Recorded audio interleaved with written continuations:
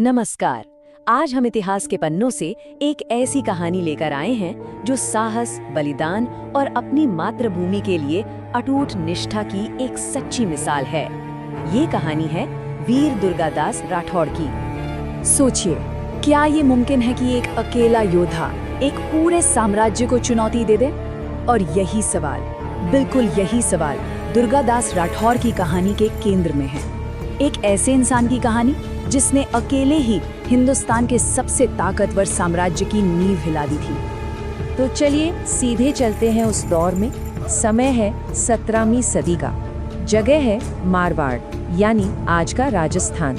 और हिंदुस्तान पर उस वक्त हुकूमत थी शक्तिशाली मुगल सम्राट औरंगजेब की। देखिए, 17वीं सदी में मुगल साम्राज्य अपनी पूरी ताकत पर था। लेकिन फिर आता है साल 1678, एक ऐसा साल जिसने मारवाड़ का सब कुछ बदल के रख दिया।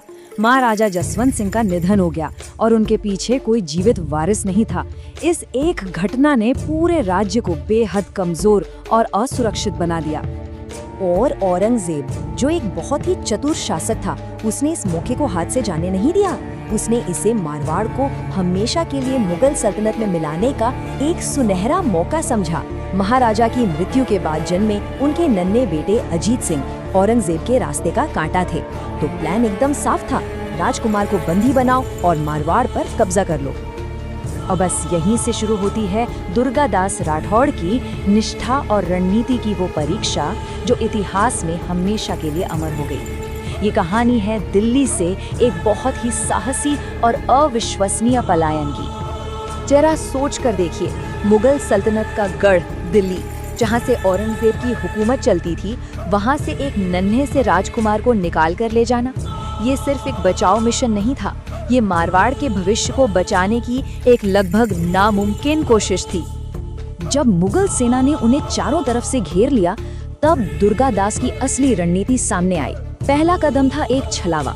राजकुमार के भेष में कुछ वफादार सैनिकों को एक पालकी में भेजा गया ताकि मुगल सेना का ध्यान भटकाया जा सके। दूसरा कदम, असली राजकुमार अजीत सिंह को एक टोकरी में छिपाया गया। और तीसरा कदम, जब मुगल सेना उस धोखे का पीछा कर रही थी, दुर्गादास असली वारिस को लेकर सुरक्षित निकल गए। क्या कमाल की योजना थी। लेकिन दिल्ली से निकलना तो सिर्फ एक शुरुआत थी। इसके बाद शुरू हुआ मारवाड़ की आजादी के लिए दशकों तक चलने वाला एक ऐसा संघर्ष जिसने मुगलों को सच में थका दिया। 30 साल, सोचिए, ये सिर्फ एक नंबर नहीं है, ये एक पूरी जिंदगी होती है, एक पूरी पीढ़ी का संघर्ष। दुर्गादास का लक्ष्य सिर्फ लड़ना नहीं था, बल्कि ये पक्का करना था कि मारवाड़ पर मुगल कब्जा कभी भी स्थायी न हो पाए, चाहे इसके लिए कितनी ही लंबी लड़ाई क्यों न लड़नी पड़े। दुर्गादास की असली ताकत सिर्फ उनकी तलवार में नहीं, उनके दिमाग में भी थी। उन्होंने दोहरी रणनीति अपनाई। एक तरफ उन्होंने मारवाड़ के ऊबड़ खाबड़ इलाकों का फायदा उठाकर मुगल चौकियों पर लगातार छापामार हमले किए, और दूसरी तरफ उन्होंने कूटनीति का ऐसा खेल खेला जिसने औरंगजेब को हिलाकर रख दिया। लेकिन उनकी कूटनीति का सबसे बड़ा, सबसे अनोखा दांव क्या था? वो था औरंगजेब के अपने ही बागी बेटे राजकुमार अकबर को पनाह देना। ये सिर्फ एक हिम्मत वाला कदम नहीं था, ये एक जबरदस्त रणनीतिक चाल थी। दुर्गादास ने अकबर को मराठा छत्रपति संभाजी से मिलवाया, जिससे दक्कन में औरंगजेब के लिए एक नया और खतरनाक मोर्चा खुल गया। उन्होंने दुश्मन के घर में ही आग लगा दी थी। तो अब देखते हैं कि इस लंबे और थका देने वाले संघर्ष का अंत आखिर हुआ कैसे।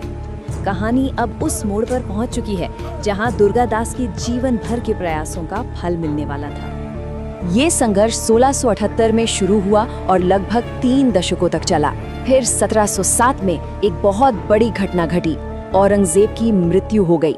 दुर्गादास समझ गए कि यही वो पल है, यही वो मौका है जो मारवाड़ की आजादी का रास्ता खोलेगा। औरंगजेब की मौत से मुगल साम्राज्य कमजोर पड़ गया था। दुर्गादास ने इसी कमजोरी पर आखिरी और निर्णायक वार किया। उन्होंने जोधपुर पर हमला किया और 30 साल के लंबे इंतजार के बाद आखिरकार अजीत सिंह को मारवाड़ के सिंहासन पर बैठाया। ये सिर्फ एक जीत नहीं थी, ये एक वचन का पूरा होना था। तो दुर्गादास राठौड़ अपने पीछे क्या विरासत छोड़ गए? उनकी कहानी सिर्फ एक जीत की कहानी नहीं है, बल्कि ये निस्वार्थ बलिदान और अपनी मातृभूमि के प्रति अटूट प्रेम की एक अमर गाथा है। और उनकी इसी निस्वार्थ सेवा के लिए उन्हें एक उपाधि मिली, अजेय संरक्षक। एक ऐसा संरक्षक जिसने न सिर्फ अपने राजकुमार को बचाया बल्कि अपनी अटूट निष्ठा और नेतृत्व से एक पूरे राज्य को फिर से जिंदा कर दिया। उन्हें भारतीय इतिहास के सबसे महान देशभक्तों में से एक माना जाता है। एक ऐसे देशभक्त जिन्होंने, जैसा कि कहा जाता है, कभी अपनी मातृभूमि के सम्मान से समझौता नहीं किया। तो आखिर दुर्गादास राठौड़ की कहानी हमें सिखाती क्या है? यह हमें बताती है कि कैसे भारी से भारी मुश्किलों के सामने भी साहस दिखाया जा सकता है। ये अपनी मातृभूमि के लिए बलिदान, एक लक्ष्य के प्रति अटूट निष्ठा और दशकों तक टिके रहने वाले धैर्य और दूरदृष्टि की शक्ति की कहानी है। और उनकी कहानी एक बड़ा सवाल छोड़ जाती है, क्या सच्ची निष्ठा वाकई समय और सत्ता की हर सीमा को लांघ सकती है? ये एक ऐसी बात है जिस पर जरूर विचार किया जाना चाहिए।